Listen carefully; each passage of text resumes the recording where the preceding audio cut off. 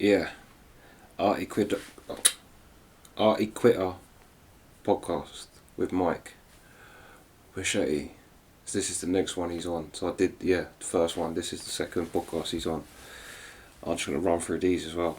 So yeah, this is a call-in as well. He's not in studio this time. But yeah, let's go. Hey, welcome back to the Artie Quitter, Artie Censored on Live podcast. One of my favorite human beings is on the phone. That's right, Conrad Hilton Jr. Of course, it's the great Mike Bocchetti. Mike just wrote a wonderful article about this podcast for dudes, stuffdudeslike.com, a great website. Oh, no, what? No, it's for the intro bang, actually. I'm sorry. It's for intro bang. I was giving bad information. That's okay. And what's intro bang? It's a site that's pretty good. They have all great people on there. Ron and Fez are part of it. Ron and Fez. Oh, yeah, I heard of that. Okay. Yeah, I gave my Super Bowl predictions. Of course, the one that was right. Oh, God. It was fun, though. I wrote an article about you, Dan, Chris. I know. I just read it. And, well, of course, Mike Bocchetti. Welcome to the show, Mike. Yeah, what up, Thank Mike? you, Ron. What's up, up, guys? Mike? What's going on? Hey, Joe. Hey, buddy. Hey, where's Dan? Is he drinking coffee? Hey, Mike. He's here. Hey, Dan. So, Mike, I was thinking of you. Being a heavyset gentleman myself, I don't cut my toenails as much as I'd like to. And I just did this morning, and they were very, very abnormally long because without a living girlfriend anymore, I let myself go even more. And it really got circus-like grotesque, the length of my toenails. And because it's hard to get down to them with my gut in the way. And it took a while. And I thought of Mike, and I thought of how long your toenails must get, and how often do you cut your toenails, Mike, and how long do they get? I wear shoes all the time, and slippers, and socks. That's not the question. The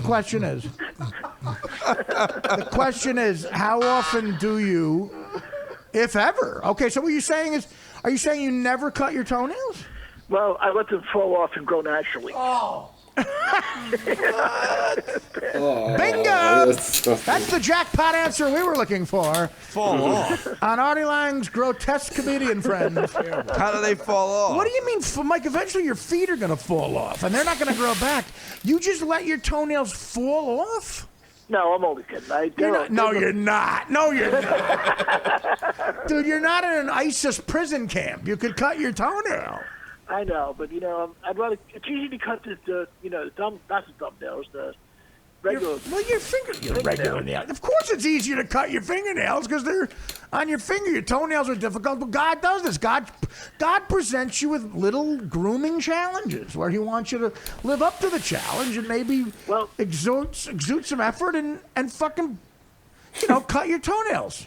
Joe, If I lose all the weight it on, I can wipe my butt and see my penis again at least. But that's what I mean. You just lost all this weight, and you look fantastic, by the way. Thank you. Why don't you use that flexibility to cut your toenails? It just doesn't make any sense. What about you must be constantly getting laid now that you lost the weight? No, I'm still the same guy on the inside. I need you guys to man me up. Well, man you up or girl you up? You want a chick or a guy?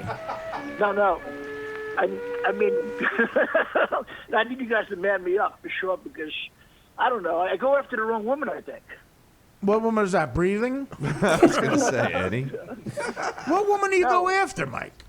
I don't know what. I like them a lot younger than me that are hot, you know what I mean? And, that is not always the... Younger and hot. Yeah. Well, listen, you should... Have you tried older and grotesque? I don't want anybody driving a station wagon. I understand, Mike, but you sound very uppity, very condescending, a little too choosy. Mike, you're a stand-up comic who makes 4 figures a year.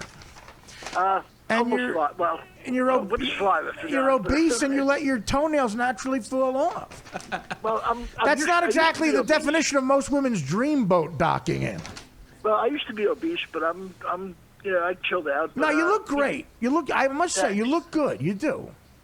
Yeah, we're working out all the time. Feels good. And you work out with a hot chick trainer, right? Talk about this. Oh, Irene, she's a good friend of mine. She's married for a long time. She's very close. Well, no one's asking about your love life with her, Mike. I'm not saying you're having sex with her. I'm just saying that's a convenient excuse she has, though she can get out of fucking you. But I'm married. No. That would never happen anyway. She's just a great friend. You know? All right, so you're not going to take advantage of her. You're not a cad.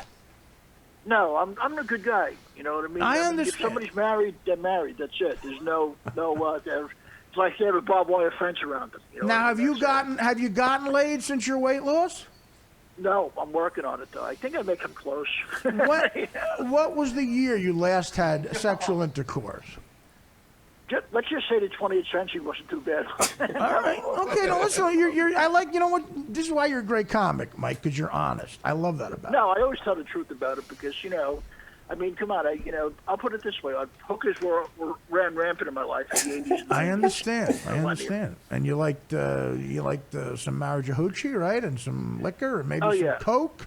Well, no, those days are done. Those days are done. I'm saying they're done, but you did enjoy those things for a while. Oh no, I love pot more than anything.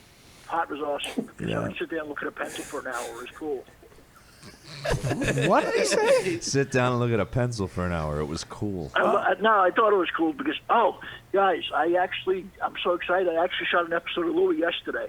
Okay, now explain that. Louis C.K., of course, has one of the biggest hit shows on TV. We've all been on the show here. Oh, wait, just me. Go ahead, Mike. What did you do on the show? It was weird, Art, because, that was the first thing I did with Louis in a long time. Actually, it came out of... It's a television show, Mike. It's not a movie. Oh, no, I know. Actually, Right. It came out of... That night we did the benefit for Rick Shapiro. That's right. I saw. That's the last night I saw you. The casting director from the show, Gail Keller, was there. She called me on Monday. She said, Louis doing an episode. He wants to put you in. Can you come tomorrow? And he just casted me as me. You know, even though you have lost weight, I question your showering abilities because when I saw you the other night, I gave you a hug and you still smell like a sharp Romano cheese. Well, that's being Italian. I'll never get rid of the provolone smell. You know what I mean? No, I don't think that's being Italian. No, I think that's a lack of... If you smell like cheese and you don't work in a pizza place, it's not a good sign. So what was your role on Louis?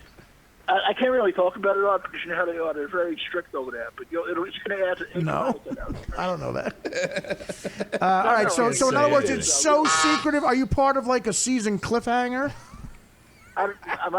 Kills Louis. I think it's the first season. First episode, I think, of season 5. Oh, so you can't say what you're doing it. No, but it's going to be fun. It was the first time I've seen him in a long time. Okay, well, I'm going to open up to the panel. Joe, any questions for the great Mike Bocchetti? I'm just pissed that I've never been on Louis all of a sudden. You'll get really, on. this is my first time too, Joe. I auditioned last year, November, and didn't even get a call back. And Yeah, me either. I auditioned once, and Todd Glass got the part as a just annoying guy on an airplane. Oh, really? I could have nailed No, that. I thought Todd Glass played the part of Joe Matarese, the comedian. No, but Joe, you're not an annoying guy, though.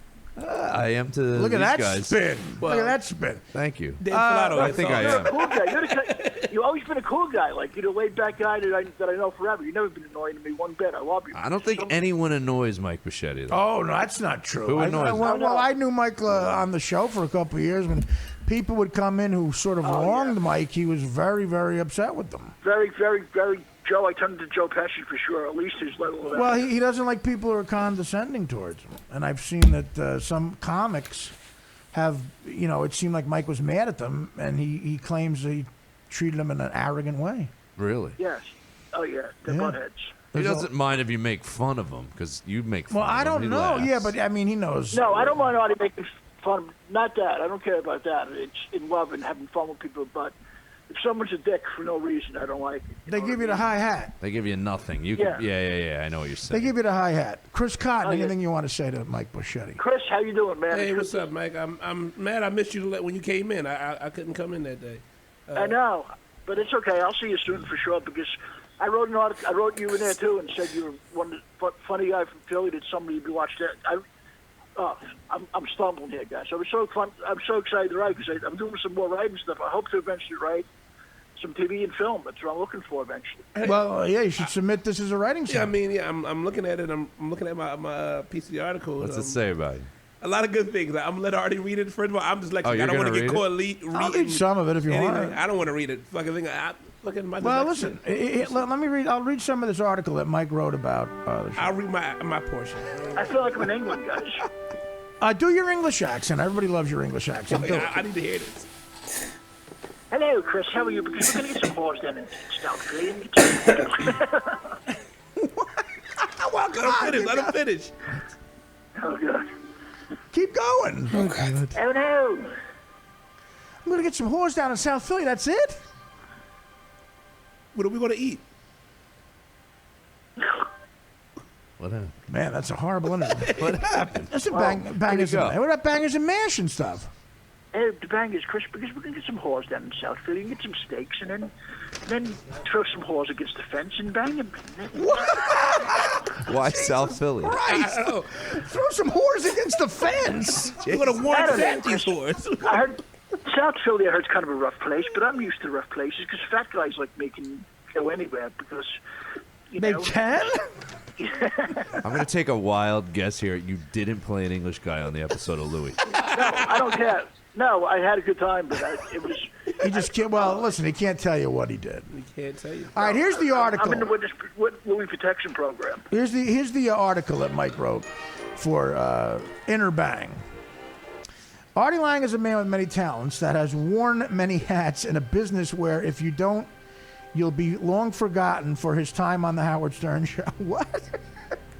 Writing two NY Time best-selling books, To Fat, to Fish, and Crash and Burn, his own movie Beer League Comedy Central specials, he has done it all. Even when he is having hard times in his life, he has still came back and topped his last project. The Artie Lange Show was on DirecTV for 2 years, period. Artie has entered a new domain now that the world of podcasting, period, although still in its infancy compared to TV and radio, is very popular. Really? With the likes of Adam Carolla and Mark Maron and a lot of people in between. I think his podcast, Artie Lange Uncensored, has hit written all over it. How about that? Mm-hmm. Not only with his years of talent and experience and millions of his fans, is Artie at his candid best, besides Artie, period. Another driving force of the show is his producer, the great Dan Filato, spelt like fellatio. A veteran producer and great talent, Dan worked for the legendary Steve Dahl in Chicago, and because of his ability as a producer and all-around good, Dan has befriended the likes of Harry Eater and Bill Murray, just to name a few. By Harry Eater, you meant Shearer, right? Yeah, I spelled it right, don't I think? It says Eater, okay. Harry Eater, period. Dan is a guy you want on board. Any successful show he proved. That on the Artie Lange Show, besides Dan, another comedy gem is the great James Flippin, who is not only a great on-air personality, but a brilliant board operator who created many comic moments on the Artie Lange Show on DirecTV. Rounding out the cast, our veteran comic from America's Got Talent, Letterman, and his own podcast, Fixing Joe. The great Joe Matarese Show is a great part of the show. He is quick, great to listen to, has great stories, and bring a lot of the comedy table. And rounding out the show is Philly's own Chris Conton. Chris is a very funny, whited, fun, Supra-like able It got ugly. guy that always brings the house down. In the world of podcast, these guys are kings. To go to artiequitter.com to scribe. Artie's podcast is Monday to Thur. Get to now the best of Artie Lange, raw and uncensored, by Mike Bocchetti, sent from my iPad. Yeah. Yes, baby. Thanks, guys. Now, Mike, when someone reads that caliber of writing, is there any editing at all? Does it go through an editing process? Do they just say, look, this is spelling printable? on me. Right, No, but, they did a spelling on me for sure. oh, they did. But they probably say this is printable as is. Has the New Yorker called yet, Mike? What? Has the New Yorker called yet? I'll get to that eventually. I want to develop TV and film. That's my goal. I'm telling you, I will. So based on this article, you feel you'll get a film deal to write a script? Spelling Well, bee you never know 2? who's watching you. I'm serious. You never know who's listening to watch. Look what happened with Louie. I mean, I didn't expect that. Or Well, do you have any know what I mean? ideas? Yeah, but that's you acting, being hired to write a script, another skill entirely. Oh no, I would definitely take a workshop on screenwriting and then. Oh, well, then that makes sense. format it. Okay. So in other words, if a producer in Hollywood says, Mike, we want you to write a big movie, you would agree to take a workshop on writing? No, I would have somebody come in and write with me that has some experience. So then what would they need you I for? would find like Babalu Mandel. Right, but I would get somebody like Babalu Babalu Mandel. Mandel. But Mike, what would they need you for? Then, Well, if someone you know, else is if someone else is going to write the script, what do they need you for? Maybe to change, maybe to I'm a good idea, man. Maybe to flush it out and roll me. But the thing is that, I'd be hiring them, so they have to listen to me. But why would they do that? So I pause it there because I'm literally, my eyes are shutting. It's fucking midnight. Yeah, so I'll do the rest of this tomorrow. I think I have to do a day of no music tomorrow and just do things like this, comedy things and other things. Yeah, I'll probably do a weekend of that and then back to music on Monday. But I'm fucking, look at my eyes. I need to go to sleep. But yeah, that's the reaction.